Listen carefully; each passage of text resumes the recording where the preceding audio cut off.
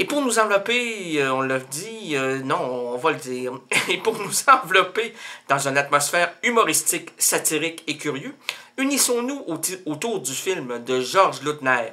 Alors, moi, j'ai quand même amené des bûches, des belles pitounes, bien sèches, asséchées, asséchées,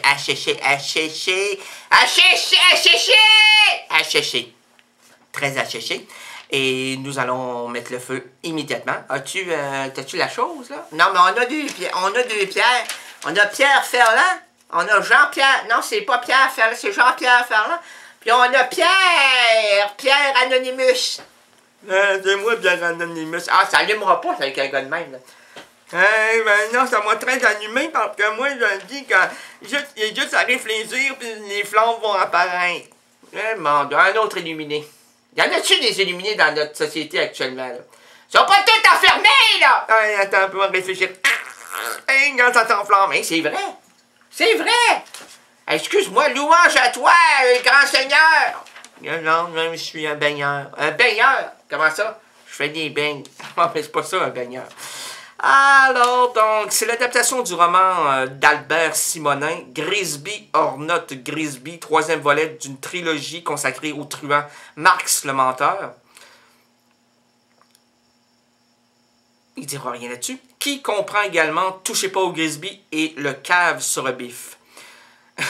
Sur son lit de mort, le Mexicain fait promettre à son meilleur ami, Fernand Nodin, et c'est pas anodin, de veiller sur ses intérêts et sa fille. Une sublime enfant.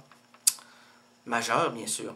Fernand découvre alors qu'il se trouve à la tête d'affaires louches, et c'est pas parce qu'il a des mauvaises lunettes, dont les anciens dirigeants entendent bien s'emparer. Mais, flanqué d'un curieux notaire et d'un garde du corps très près des corps, Fernand impose d'emblée sa loi. Cependant, le film...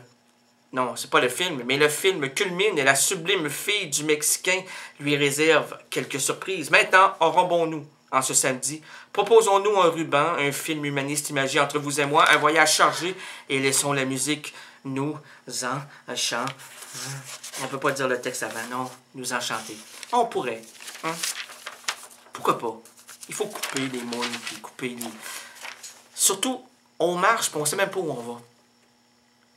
C'est une variation de Miron. Lui a écrit « J'ai retrouvé l'avenir ». Alors moi, j'ai rétorqué le reste. J'ai retrouvé l'avenir, au creux des souvenirs, face au passé, le futur projeté, sans refouler les chemins piétinés, chercher à comprendre les raisons de renaître, les frissons à redevenir un défricheur folklorique qui astique sa boule magique. Hey, ça c'est le début de l'errance. On n'avait même pas commencé. Ben voyons donc. Ah, t'es en retard. Hey, je suis plus qu'en retard. Même, on doit passer à travers ça. Vous la connaissez, la chanson, là? Bon, on dit qu'on peut pas, bon, blablabla. Et maintenant, voici la musique. On n'a même pas commencé par le générique. Ça n'a pas d'allure.